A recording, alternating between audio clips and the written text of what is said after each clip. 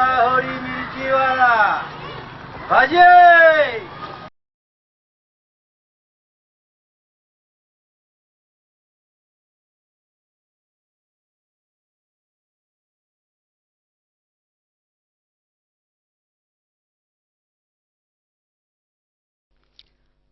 काळी दिवाळी.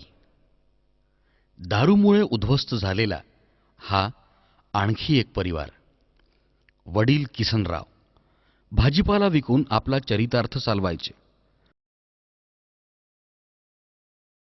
मुलगा नाव प्रकाश.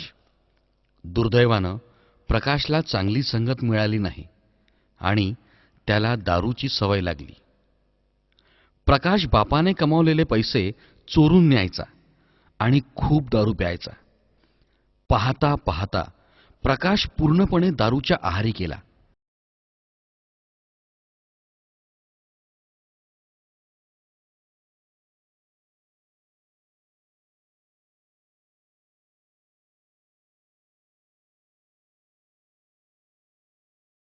हा जमून दे यार मग. काय शब्द जमते आपलं आलं टेन्शन घेऊ. मा मॅट्रिक निघाला पाहिजे. चालू कर.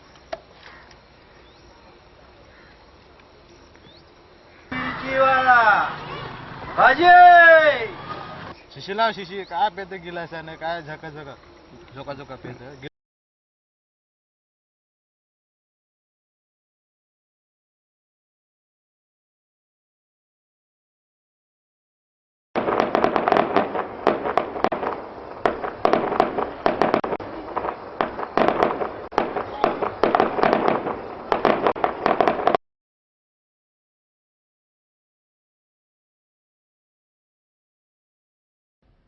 दिवाळीचा सण होता.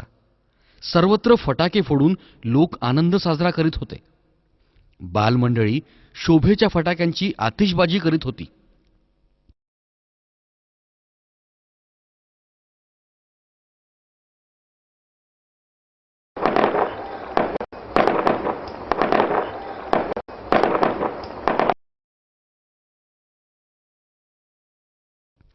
किसनरावची पत्नीही आपल्या ऐपतीनुसार दिवाळी साजरी करण्यात मग्न होती.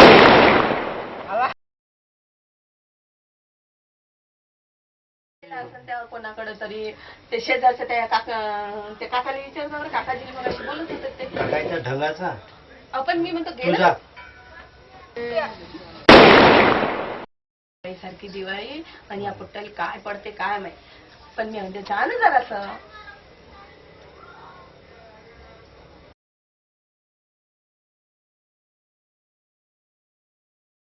पूजा तर आटोपली ना. स्वयंपाकाचा पाय येईल तेव्हा 2-4 घास मिळून खाऊ. स्वयंपाकात काळजी तर लागली पाहिजे. लक्ष तर लागलं पाहिजे. जरा आला असतं तर केलं असतं स्वयंपाक. आज इथूनच आला वाटते. काय सांगावं या पोराले कोण सांगावं. आता काय करा. आता तर लाज सोडली त्याला.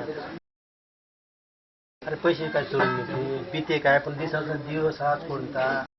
तिच्यातून पैसे काय चोरून नेते. उन्हाळ्याला का सारखं गावात हिंडते आणि मी सारा गाव हेलपाटतोशी. मी ते भाजी भाजी इक टोमॅटो पण तू ही नुसता गावात आणि वडिलांसोबत पैशांसाठी भांडू लागला. 20 रुपये मला आता बसल्या का. लाज नाही वाटत का. कालची लाज. काल 50 रुपये खियातून चोरून नेले. लाज नाही वाटत चोरी करायला.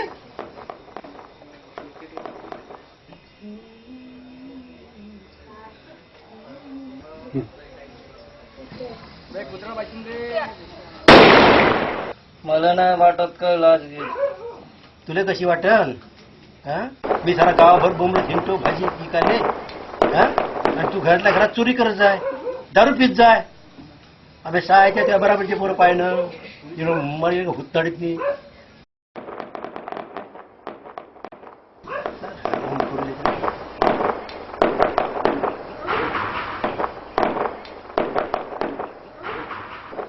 खल्लासच करतो.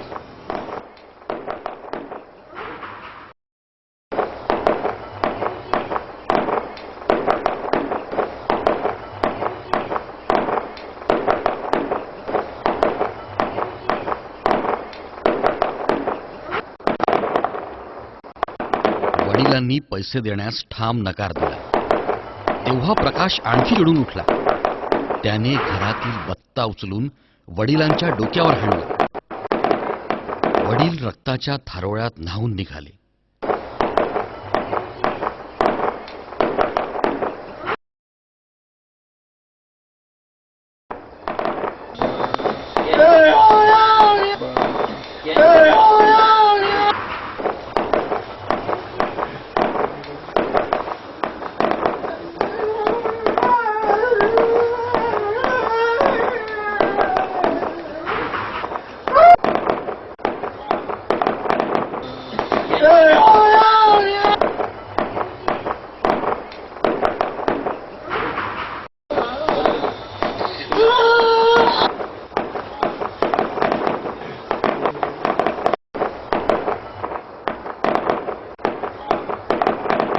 Oh my